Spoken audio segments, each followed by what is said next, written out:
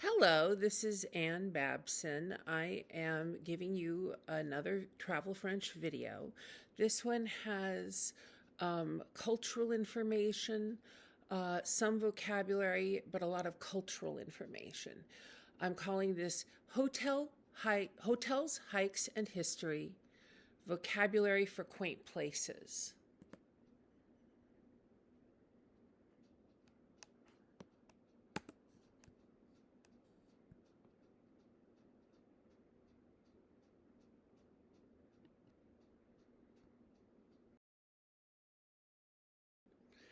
Obviously, when you go to France, you'll need some kind of place to stay.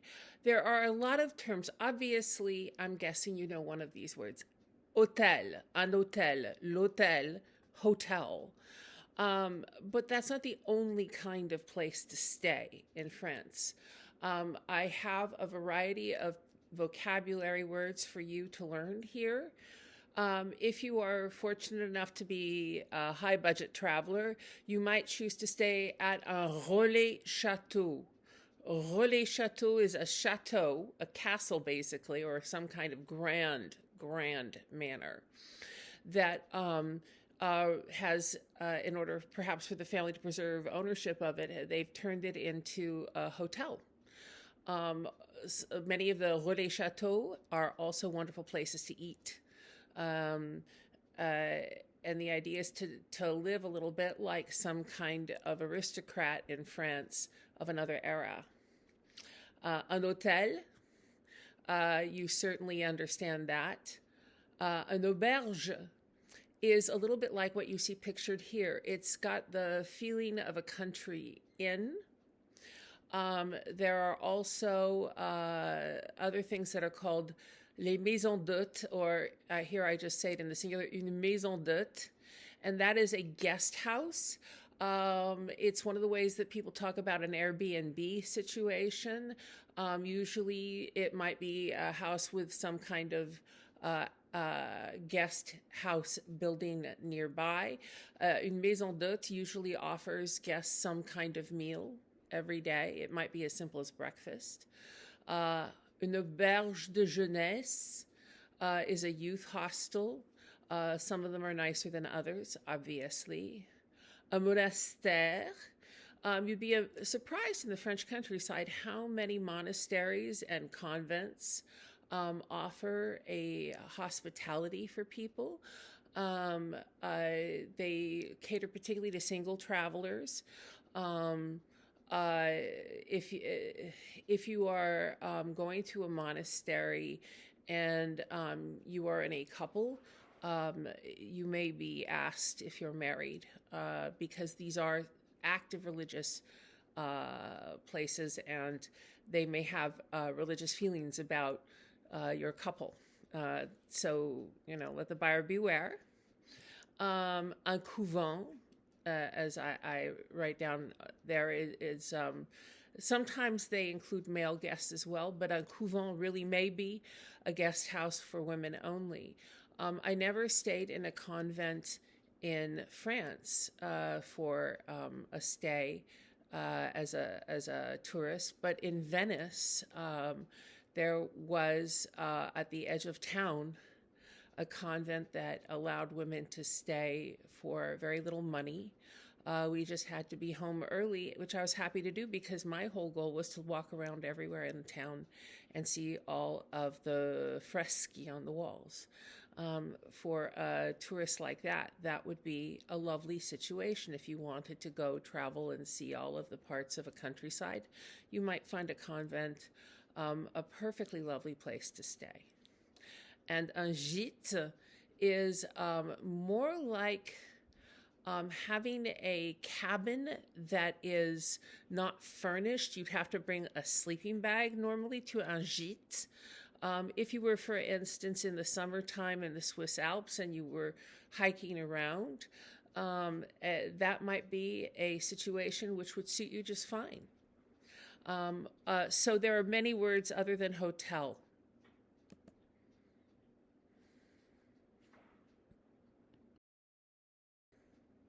These next slides have more to say about specific rooms in a multiple star system of classifying the quality of a hotel. In America, we have such systems, but they are not regulated by the government. In Europe, and particularly in France, there are very, very specific rules about what they would call a 1-star or a 2-star or a 3-star or 4 or 5-star hotel. A 1-star hotel room, the promise you're basically getting is that you have a completely sturdy and reasonably bug-free kind of a space. It's not got bed bugs. It's not got mice. It's supposed to be solid. It's not like the wall is going to fall down. When you lock the door, it will be locked. You may not have a bathroom or even a sink in your room. You may need to go down the hall in a 1-star hotel. That may add to a certain amount of charm. It is essentially no frills, but it is in a place where, again, you might be perfectly happy to stay because you are seeing something that is, at least to you, somewhat exotic and new. A 2-star hotel room has these things. There'll be an independent private hotel entry for guests. You could expect to be able to use Wi-Fi enough to get email, maybe not stream a video. They have specific sizes. For a room, it's not minuscule. You'd get a color TV with remote. You can have a do not disturb sign. That is something you may wish to have. You would expect to see a table or desk, an elevator if it's more than 4 floors high. The French government wants them to have a website in at least 2 languages. One of those is likely English. You could verify your reservations by email or mail. And they should have at least a brochure or 2 of local tourist attractions. And they would have to have a hotel clerk who spoke at least 1 other language than French. That language is often English. And they have a way of telling you in the hotel which languages are spoken in the hotel. That's usually what a 2-star hotel has.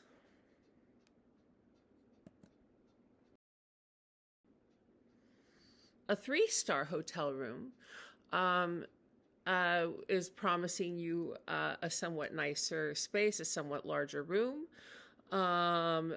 They make a big deal about a 3-star hotel having a bar, but I had a friend who worked while he was getting his degree at the Sorbonne as a night clerk for a 3-star hotel, and I'm telling you, the bar was something slightly more stable and permanent than a card table with a few bottles under the table. It really was. It's a deeply elegant affair, though I'm sure that there are some 3-star hotels that have perfectly normal bars. But if you are in a 3-star hotel, you may say, does anyone even sit at that bar? And the answer really may be only rarely, because the existence of the bar is to ensure the 3rd star. You would expect your room to have a telephone in it, a light on the desk, a flat screen TV apparently, a room directory listing services of the hotel in each room. If you ask for it, you should be able to iron your clothes. An elevator if it's more than 3 stories tall. They have 1 per 15 rooms, some kind of adapter you can borrow from the front desk. I guess that's about it.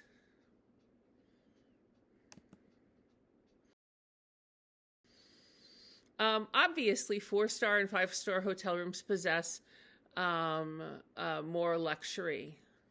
I would suggest that that would be somewhat self-evident. and there are many luxury hotels. For those of you who are traveling on a budget, though, um, I think that at least in one's youth, the lower star hotels are probably just fine, especially if you're traveling not alone. As a woman alone, you might have more concerns about safety. But generally, I think that the other options are entirely viable.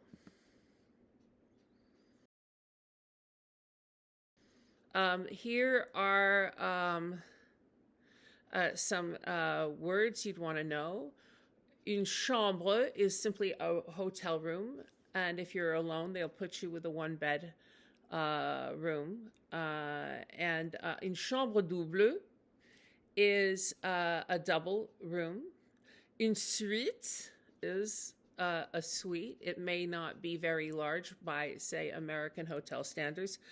Un lit gigogne is like a rollaway bed. And not all hotel rooms, as I said, have a bathroom within the hotel room. If you are in a 2-star above, you usually have at least a modest bathroom. But avec une salle de bain would be a room that definitely has a bath, a shower, or a tub in, as well as a toilet. In some hotels, particularly older ones, there is still just a system by which a person might be able to take a shower down the hall, and even the toilet might be down the hall, almost like in a dormitory. That doesn't mean that there aren't places with a good deal of quaint charm that are more modest. So here is some vocabulary you would want to have about amenities in a hotel. Une salle de bain is a bathroom. Un bureau is a desk, and it could be the desk downstairs, or it could be a desk in your room. Une chaise is a chair. Un robinet is a sink. Un frigo is a small refrigerator, usually. La climatisation is air conditioning. Le chauffage is heating. These are words that might be of interest to you.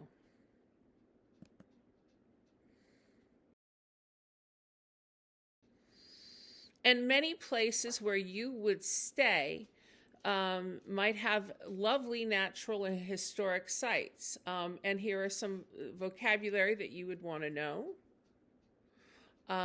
Les monuments historiques are historic monuments, and France is a country which seems to have a historic monument in almost every town of some kind, however modest. Les jardins publics are public parks. Some public parks are quite modest and simple. When I went to visit a town about an hour and a half outside of Paris, though, there was a jardin public which had been designed in its landscape by the same person who designed the gardens at Versailles before he got the gig at Versailles. And so I was very interested in seeing this landscape artist, Le Notre's work, and I decided to go take a look. But what he had was not considered a great monument. It was just classified as a public park. It was just a public park with very elegant and sort of historically important landscaping. Les châteaux et les maisons historiques are usually places, almost every town that could claim it had a vineyard nearby probably has a chateau nearby in France. And some of the chateaux are still private, but there are many that have tours. It may not be every day, but you could certainly, once you got to town, figure out how often they invite people in. And some are rather unremarkable. Others are terribly remarkable. There's, particularly in the south of France, you will find fewer chateaux and more maisons historiques, and they might be related to groups of artists or other people who spent time there, summered there, uh, and did other things like that. And it may be worth seeing for those reasons. Les musées. There are plenty of museums in France. There is no lack of them. Some obviously are more interesting than others. Almost every town of medium size has some kind of historic museum about the town. The grand art museums tend to be in Paris, but not exclusively there.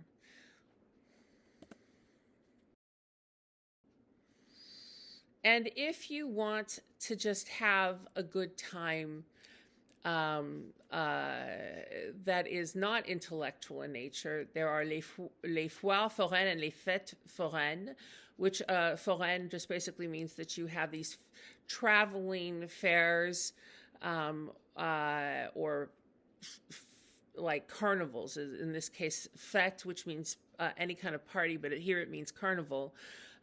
Travels to a fairground, and there are different seasons where they will do such a festival, often for saints' days in Europe.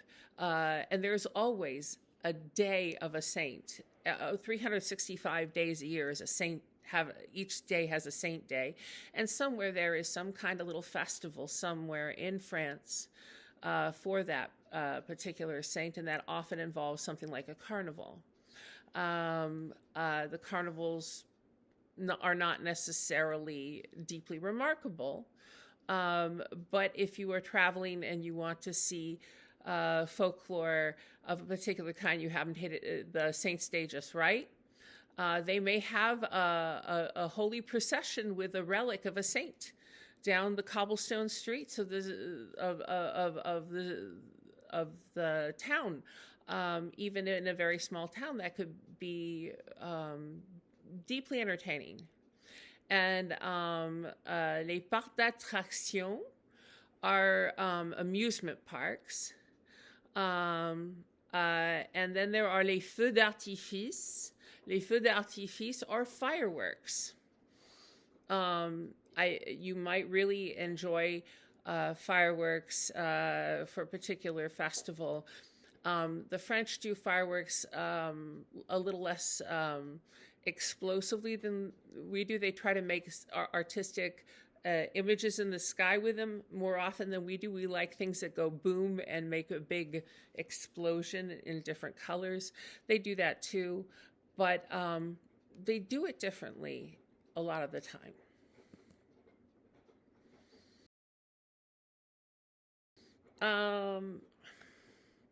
If you want to go in the countryside, there are a variety of activities that you can have.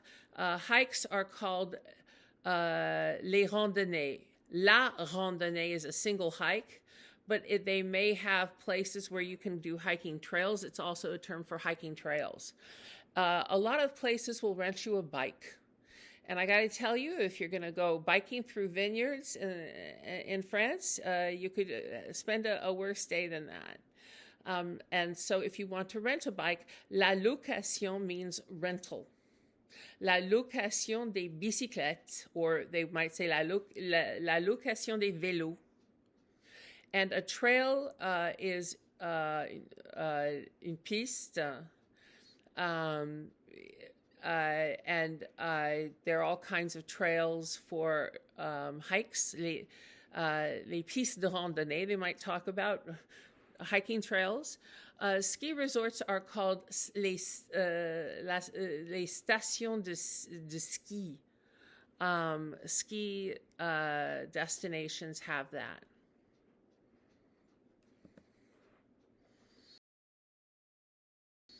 Also, you can catch circuses, les cirques, and there are different kinds of cultural events in places that are designed for circuses. For instance, in Paris, there is a building which is sort of like a big sort of dance hall style place. It's called le Cirque d'Hiver, the winter circus. So if you had in, say, 1850, a group of traveling jugglers, acrobats, flamethrowers, and people who could tame a lion, and it was too cold outside to have a circus in a tent, le Cirque d'Hiver was a place you could rent. They often have musical events, other kinds of parties. I've gone dancing at the Cirque d'Hiver years ago. But there are other places that simply have traveling circuses, though they are less common, just as they are in the United States. So this is your homework for this particular video. I would like you to consider which regions you will visit, if there are any local festivals in that area in the month you are traveling. You can look such things up on the internet. I would look up the city's website, the municipal website for the city, and they probably have a tourist center.